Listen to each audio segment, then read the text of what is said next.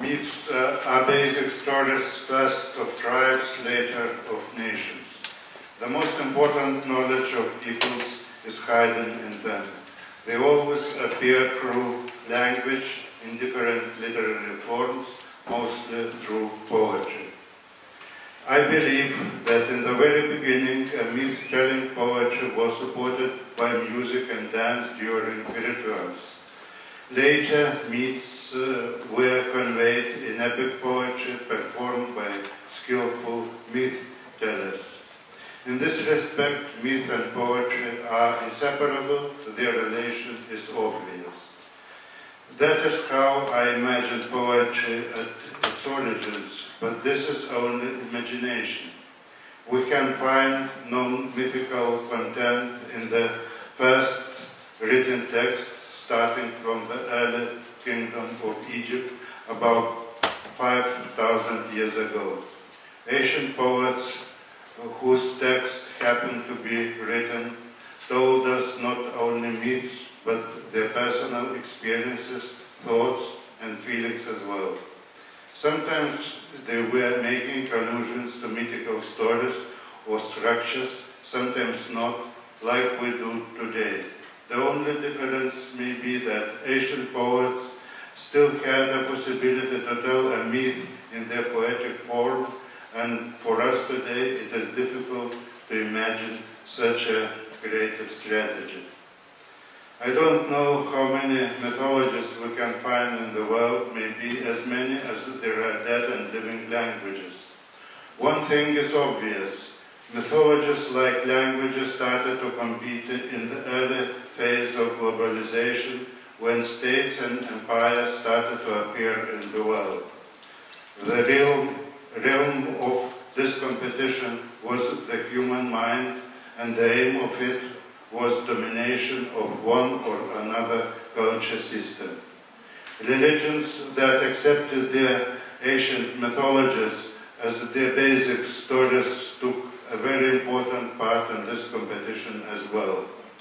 Kings and emperors were eager to use mythologies and religions for their political strategies. As a result of this competition, the world was divided into zones of a more integral Western culture based on Christianity and Greek-Roman mythology, and a more diverse Eastern one based on different religions and mythologies of the Arab world, China, India, and Japan.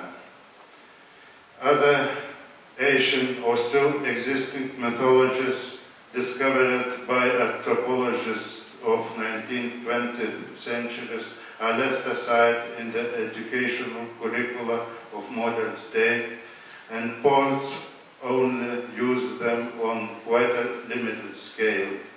I would not say that the competition of mythologies is still going on.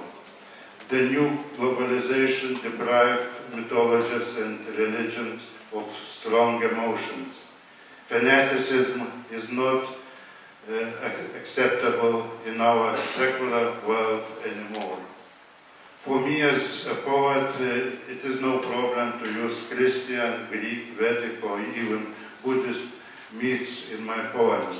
I do this with some distance, rather playfully, but still respectfully. The new mythologies of consumption, fashion, media, and mass culture look to me more aggressive, though they are trivial and funny. So how and why do I use myth myself? In times of censorship, allusions to mythical stories was a comfortable vehicle to smuggle through censorship, customs, forbidden ideas, and many poets used this in all time. Now, when I'm not checked anymore, I still make the allusions and use mythical situations. If I succeed to do this in proper way, mythologies provide my poems with additional layers and with important dimensions of universal culture.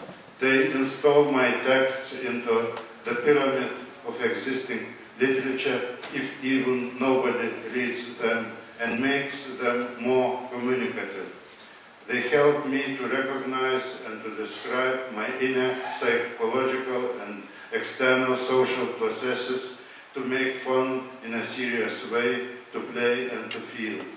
There are thousands of ways to use myth in poetry, and there is no map on how to do that.